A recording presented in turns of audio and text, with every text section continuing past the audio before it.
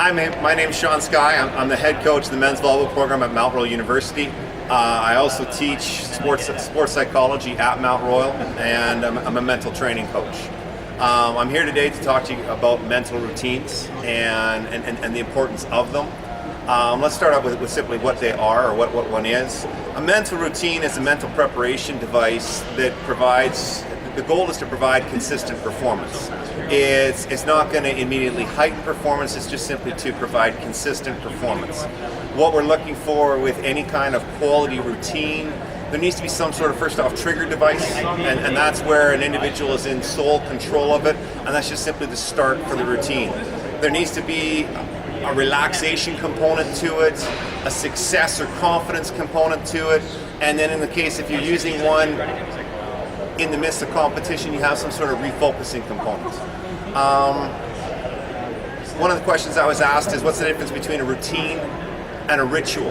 And there actually is quite a bit of a difference. A ritual is essentially an irrational belief, okay, where we actually will impose something where we believe that something assists in our performance when really it has actually no attachment at all. And so somebody might say, well, I need to wear my lucky pair of socks or follow a very specific sequencing in terms of how I put on my shoes.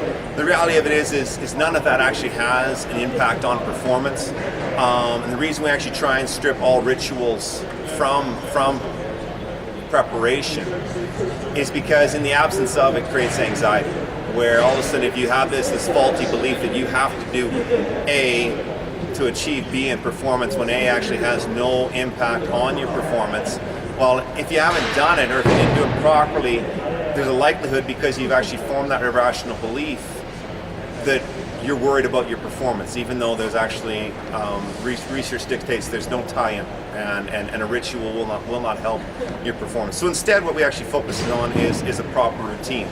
Now, again, my sport is volleyball, and so we use routines in a number of different ways. We have a pre-game routine, and that goes everything from just our mental preparation and running through our mental preparation through the day, but also it's a combination of the physical and the mental. So what we're looking to do is we're looking to pair two, where you do want to have structure. It doesn't need to be elaborate. It actually should be quite simple. It should be something that you can replicate on a regular basis, and again, the simpler and the more systematic, the better it will be.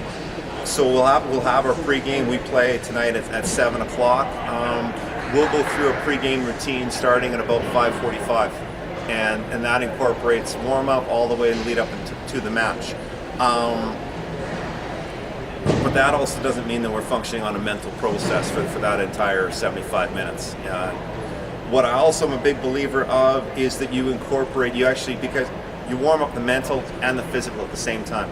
So a lot of our mental routine we actually incorporate in our dynamic warm-up in the lead up to it. So when you're doing a sequence of stretching, you may also be using a lot of imagery to incorporate your passing with the stretch. And then you're doing the next stretch, and you incorporate, okay, if you're doing a shoulder warm-up, now you're incorporating it, serving, passing, whatever that technique might be, and you sequence it the exact same way you would sequence a dynamic warm-up, where you're looking to do a holistic warm-up of your body. Well, you should be able to do a holistic warm-up of your mind in that regard. And then the other thing that we do is we actually use routines in two more ways in terms of with the men's volleyball team. One is serving, where it's just simple. What the guys have is they all have established a 5 to 8 second serve routine. Again, it has a trigger mechanism. The trigger mechanism is never the whistle.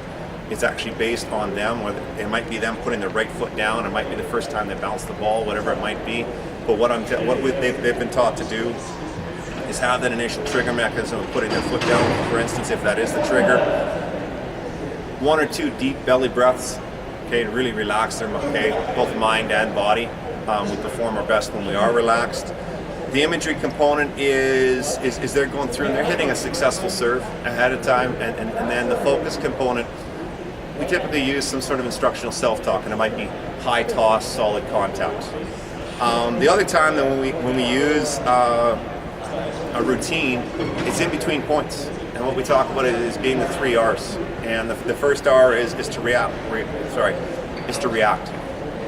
play an emotional game. We also play a game that has a lot of stops and starts to it. So at the end of a rally, good or bad, It's perfectly human, it's natural to react, but that reaction should only be like 3 to 4 seconds.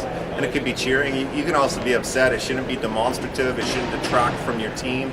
But it is human nature to react. When you think about it, 3 seconds is still a lot of times. Most of the time, we'll only use 1 or 2 seconds to react. The next part is to relax, and it's the same thing with their serving, where we take a couple of deep belly breaths, right? Rather than actually breathing with your chest, you push your diaphragm down. It's a deeper breath. If you're trying to reduce muscle tension, you should be elongating your exhale. There's a direct correlation to that. And then the third part is that refocusing part of being in the present, focusing on the here and now, and just simply thinking about not what's just happened, but what you're going to do right now. And really, our sport is played, it's not a match, it's 1 point.